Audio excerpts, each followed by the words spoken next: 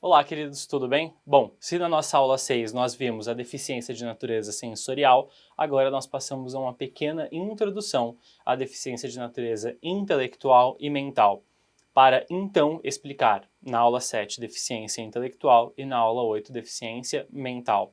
Nós vamos aproveitar, inclusive, para após a explicação desses dois temas, fazer aí uma composição dessa estrutura, né, de deficiências intelectual e mental, traduzindo para vocês, então, o que é uma, o que é a outra, como elas se aplicam, como que elas se reconhecem, como que nós fazemos a diferença entre umas e outras. Passamos, então, à deficiência de natureza intelectual e mental. E eu convido vocês, junto na imagem comigo, para ler, então, o artigo 4º, inciso 4, do Decreto 3298, de 1999. Primeira anotação que eu preciso fazer sobre o decreto, ele é de 99, então ele é muito antigo. Nesse sentido, fica aí, né, a necessidade de observar que ele está num espaço de tempo muito anterior à Convenção de Nova York. Mas nós já vamos chegar nessa explicação. Vejam o que dizia o artigo 4º, inciso 4 do referido decreto. Deficiência mental é um funcionamento intelectual significativamente inferior à média, com manifestação antes dos 18 anos e limitações associadas a duas ou mais áreas de habilidades adaptativas, tais como comunicação, cuidado pessoal, habilidades sociais, utilização de recursos da comunidade, saúde e segurança, habilidades acadêmicas, lazer e trabalho. Qual é o convite deste artigo e deste inciso? Observar que, para a legislação brasileira, para este decreto, em 1999, a deficiência mental estava coligada com um funcionamento intelectual abaixo da média, que se manifestava antes dos 18 anos e se aplicava em casos específicos. E aí vem a pergunta: deficiência mental é deficiência intelectual? Deficiência mental não é deficiência intelectual. Se uma coisa tem um nome e a outra coisa tem outro nome, a gente pode dar, né, significados diferentes ou elas teriam o mesmo significado? E aqui nós precisamos clarificar, esclarecer a diferença entre deficiência mental e deficiência intelectual. Traçamos então, com essa estrutura, aí a primeira parte dessa matéria, que nos diz o seguinte: deficiência intelectual é diferente de deficiência mental. E fica aqui o convite. Nós vamos estudar isso, nós vamos entender isso sobre a ótica de uma deficiência, sobre a ótica da outra, e inclusive deixar claro como que eu diferencio uma da outra. Vejam, inicialmente eu preciso de um recorte histórico. Venham para a imagem comigo. Diz então, né, o recorte histórico para nós, que no ano de 2007, a Convenção de Nova York dos Direitos das Pessoas com Deficiência iria nos dizer que o conceito de deficiência intelectual é separado do conceito de deficiência mental. Esse texto da Convenção de Nova York passaria então a ser internalizado no Brasil por meio de decreto que recebeu no ordenamento jurídico, inclusive status constitucional, no ano de 2009. Então, retornem comigo. A primeira coisa que é muito importante para nós. Só em 2007, pela Convenção de Nova York, em 2009, pelo decreto internalizado no Brasil, né, o conceito de deficiência intelectual e deficiência mental está separado. Nesse sentido, até 1999, quando o decreto 3298, este que vocês podem computar aqui, está na nossa legislação brasileira, se o conceito de deficiência intelectual e o conceito de deficiência mental estão unificados, se a gente não sabe muito bem o que é o que, se ainda existe uma zona cinzenta entre eles, faz parte do processo de evolução dos conceitos de deficiência. Vejam, convido vocês para observar os conceitos de deficiência que nós vimos em 93 e para observar os conceitos de proteção que existiam na renda mensal vitalícia, por exemplo, anos antes, e como veio a evolução desse conceito que muito estava ligado ao trabalho, que a gente discutia ali no começo da Lei Orgânica da Assistência Social no seu artigo 20. Muita coisa mudou e, naturalmente, haveria de mudar também essa interpretação de que deficiência mental e intelectual são coisas diferentes. Voltemos ao recorte histórico. Se a partir de 2009 nós sabemos que deficiência intelectual e deficiência mental são diferentes, como que nós separamos então uma deficiência da outra? E aqui então eu faço um convite para vocês. Vamos para a imagem, observar toda a evolução histórica e a partir desse breve comentário, dessa breve introdução à diferença, né, de deficiência intelectual e de deficiência mental, nós vamos passar a observar na nossa próxima aula deficiência intelectual. Para a imagem comigo. Em 1993, a Lei Orgânica da Assistência Social vai nos dizer: Para efeito de concessão deste benefício, a pessoa portadora de deficiência, sigo dizendo se está errado, a pessoa com deficiência, como nós falamos hoje, é aquela incapacitada para a vida independente e para o trabalho. Vejam o conceito em 93 como é retrógrado. Mas, ainda assim, o conceito válido naquele tempo. Para aquele momento, em 1993, esse conceito era válido, esse conceito era possível, esse conceito era viável, porque é o que nós tínhamos na legislação. E é por isso que a legislação evolui, ela não fica parada no tempo, porque ela acompanha o caminho da sociedade. Em 1995, o Decreto 1774 vai nos dizer: pessoa portadora de deficiência é aquela incapacitada para a vida independente para o trabalho em razão de anomalias ou lesões irreversíveis de natureza hereditária, congênitas ou adquiridas, que impeçam o desempenho de atividades da vida diária e trabalho. Vejam que até 95 a gente discute muito essa ideia de vida diária, de trabalho, de incapacidade para a vida independente. A gente não está falando do que é deficiência, do conceito de deficiência, nem da separação de deficiência. Demora para que o Brasil chegue em 2009 e separe os seus conceitos de deficiência. Isso porque, né, a própria ONU, a Organização Mundial da Saúde, as entidades e as organizações que defendem direitos de pessoas com deficiência vieram se debruçando e trabalhando com muito cuidado para a construção para a construção de documentos, como, por exemplo, a antiga CIDID, que depois, né, nós temos como um documento de apoio para poder converter na CIF e criar um novo documento que permite análise de incapacidade e funcionalidade e traz para nós aí, então, essa compreensão do que são deficiências e como que a gente compreende elas. É uma evolução, é um processo e nos importa entender o processo para entender onde nós estamos. Vejam, em 1999, o Decreto 3298 vai falar: define deficiência, deficiência permanente e incapacidade. É um decreto que traz para nós conceitos específicos. E esse Decreto 3298, apesar de ter alguns conceitos que já estão ultrapassados, trazem outros conceitos que ainda estão super atualizados. Então não é todo o decreto que de certo foi alterado.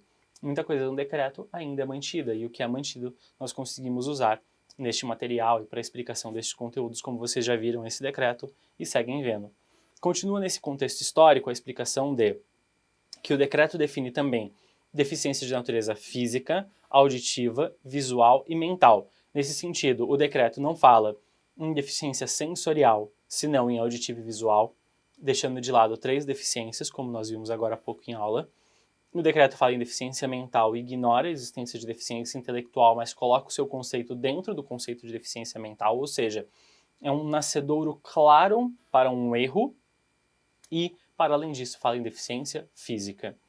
Seguindo na linha histórica, convido vocês ainda na imagem para observar a Convenção de Nova York de 2007, que vai falar para nós o seguinte: deficiência tem natureza física, mental, intelectual ou sensorial, confirmando a existência de 4 tipos. E eu retorno para a imagem anterior para poder fazer uma observação. A despeito da confirmação do conceito só existir em 2007, óbvio que um conceito não nasce da noite para o dia, ele não brota de forma espontânea.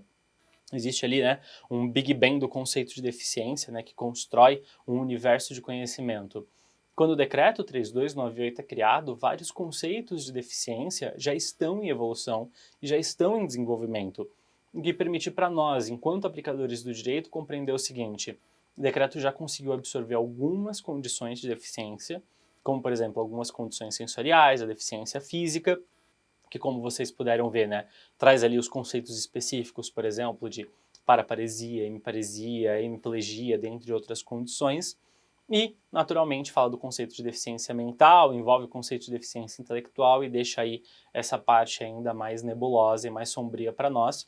Mas ainda assim, chegamos nesse recorte histórico em 2007 e podemos ver o quê? A convenção é clara: deficiência tem natureza física, mental, intelectual ou sensorial.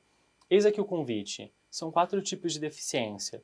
Pensando em deficiência física e deficiência de natureza sensorial, que nós já vimos em curso, fica até fácil explicar. Quando eu falo em deficiência física, eu consigo perceber quem é uma pessoa com deficiência física, até com certa facilidade.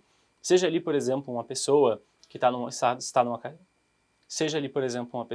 cadeira de rodas, seja, por exemplo, né, uma pessoa que tem ali uma dificuldade de locomoção, seja uma pessoa que tem né, nessa dificuldade de locomoção, um reconhecimento não de pessoa com mobilidade reduzida, mas inclusive de pessoa com deficiência, né? Fica aqui o conceito, para que a gente não possa esquecer dessa dica, a diferença, né, de pessoa com mobilidade reduzida e pessoa com deficiência física.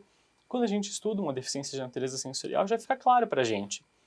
Mesmo nessas duas deficiências mais conhecidas por nós, que é a deficiência de natureza visual e a deficiência de natureza auditiva.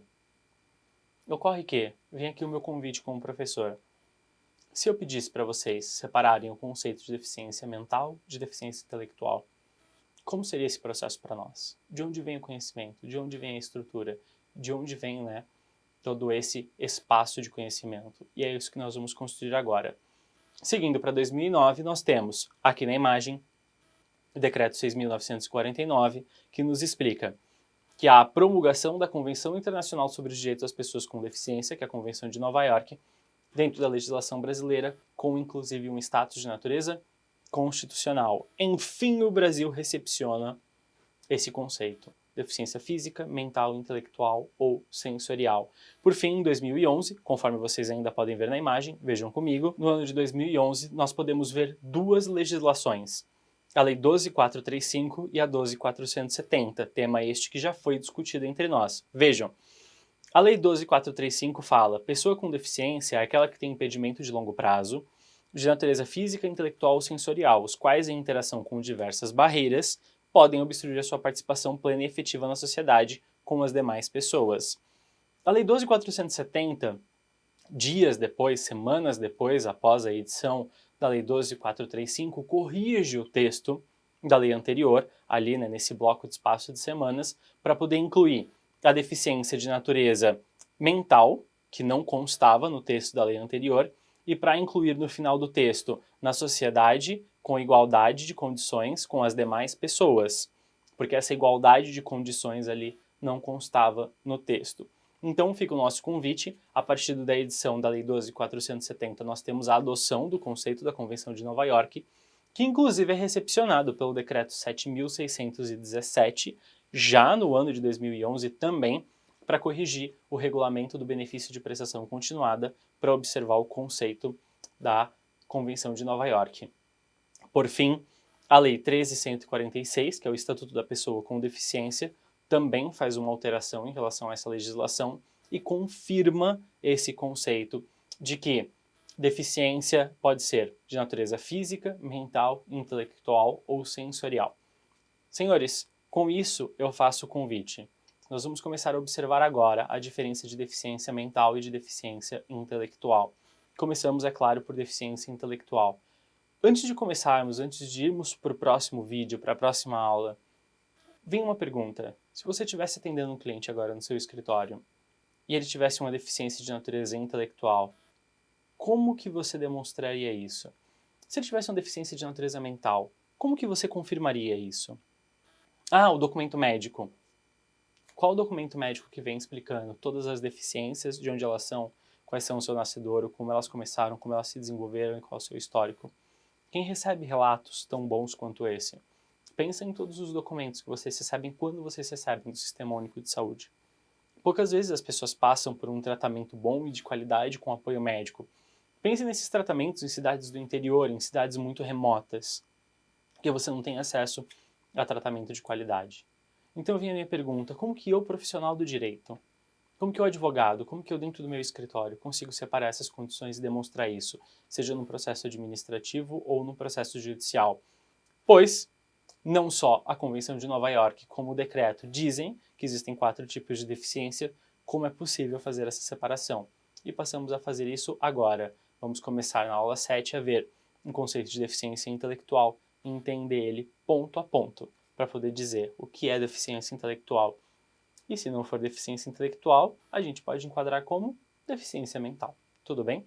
Então, vem aqui o convite para a próxima aula, queridos. Muito obrigado.